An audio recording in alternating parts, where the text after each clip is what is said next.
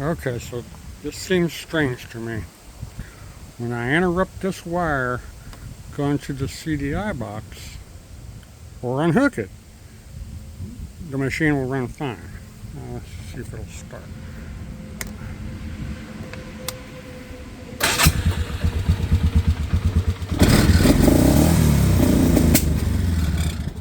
Heard that, right? How could you not? Now I unhooked it.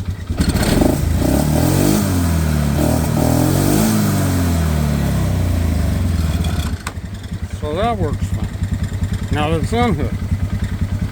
So I hook up a temporary switch.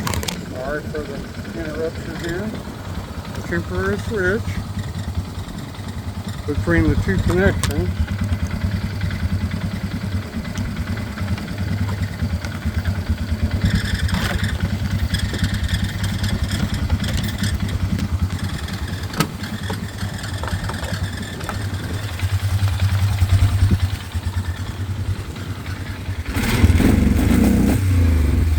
Turn this to on, now it doesn't cut out.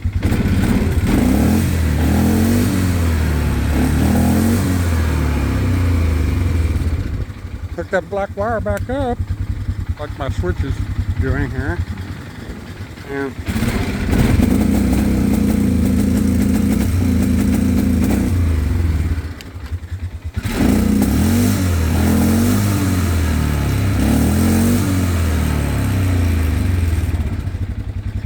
now I've got another CDI box, but the box in here works. The second box that's in there is running the machine right now.